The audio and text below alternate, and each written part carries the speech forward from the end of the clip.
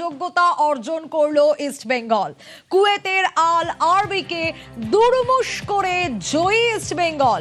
এশীয় মঞ্চে একেবারে লাল হলুদ ঝড়। আরো ডিটেল আপডেট নেওয়ার চেষ্টা করি, ইরন রয়েছে আমার সঙ্গে। ইরন, একদমই দেখো, খোঁচা খাওয়া বাঘের নাম ইস্ট বেঙ্গল, এটা কথায় আছে। ইস্ট বেঙ্গল ক্লাব যেখানে আজকে শুধু জিতলো নয়, দেশের নাম গর্বিত করলো। কারণ এএফসি যে টুর্নামেন্ট, সেখানে এএফসি চ্যাম্পিয়ন্স লিগ 2 এর মূল পর্বে খেলার যোগ্যতা অর্জন করলো। আজকে কোয়ালিফায়ার রাউন্ড ছিল, বিপক্ষ ছিল কুয়েতের রানার্স দল আল আরবি।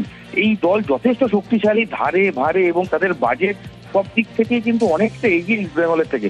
অন্যদিকে একটা দল 5 বিদেশি নিয়ে কলকাতায় ম্যাচ খেলতে নামছে, অন্যদিকে ইস্ট বেঙ্গলের মাত্র 2 জন বিদেশি।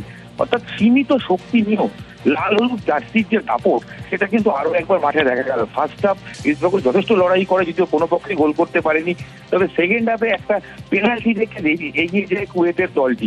যখন কার্যত ইস্ট বেঙ্গল হেরে যাবে বলে মনে হচ্ছিল, সেই সময় জয় গুপ্তা একদম 90 মিনিটে তার অসাধারণ হেডে দলকে সমতায় ফেরান এবং খেলার ফল 1-1 হয়। অতিরিক্ত সময় এক্সট্রা টাইমে সেকেন্ড হাফে ইস্ট বেঙ্গল যেন আরো শক্তিশালী, আরো আক্রমণাত্মক। রাশিদ প্যালেস্টাইনের এই ফুটবলার ইস্ট বেঙ্গলকে গত বছর থেকে যে সার্ভিস দিচ্ছেন, তা এক কথায় কিন্তু অতুলনীয়। আজকেও তিনি যেভাবে চলন্ত বলে হাত বলিতে গোল করলেন, সেটা দর্শনীয় এবং এই গোল দেখার জন্য বহু দূর থেকে আসা যায়। 2-1 গোলে এগিয়ে যাওয়ার পর কার্যত বাঁধ ভেঙে যায় কুয়েতের আল আরবি দলের, এবং তারপর ডেভিড এবং পরবর্তী সময় রোহিত তানু আরো দুটি অতিরিক্ত সময় গোল করেন। এই গোলের ফলে 4-1 ব্যবধানে লাল হলুদ জিতলো। শুধু জিতলো না, ভারতের ক্লাব হিসেবে ACL 2, অর্থাৎ এই পর্যায়ে কিন্তু ক্রিশ্চিয়ানো রোনাল্ডো যেখানে খেলেন, সেই ক্লাবগুলোর সঙ্গে অর্থাৎ আরবের দল, তাদের সঙ্গে কিন্তু খেলা করার একটা সম্ভাবনা অবশ্যই তৈরি হচ্ছে।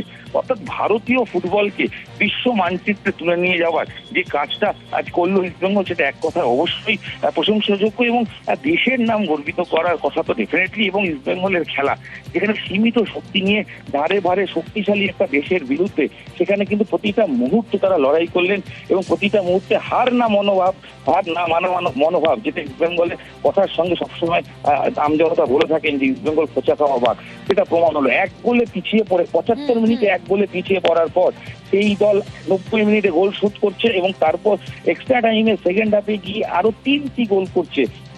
মোট ব্যবধান 4-1। একটা কুয়েতের মতো দল, কাতার, কুয়েত, আমরা জানি এই দলগুলো অনেক শক্তিশালী, তারা ফিজিক্যালি ফুটবল খেলে।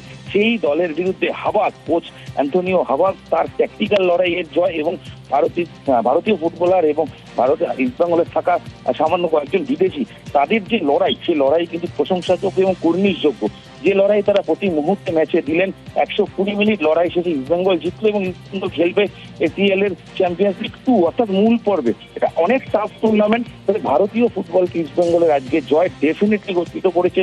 হয়তো এখান থেকে এটা নতুন করে পথ চলা শুরু হবে, কারণ ইস্ট বেঙ্গলের এই জয় আগামী দিনে এই টুর্নামেন্টে পরবর্তী রাউন্ডে যদি উঠতে পারে ইস্ট বেঙ্গল, সেক্ষেত্রে অবশ্যই প্রশংসাযোগ্য। তবে ইস্ট বেঙ্গলের আজকের লড়াই, স্বাধীনতা দিবসের আগে যদি আমি বলি, দেশকে গর্বিত করলো লাল হলুদ ফুটবলাররা।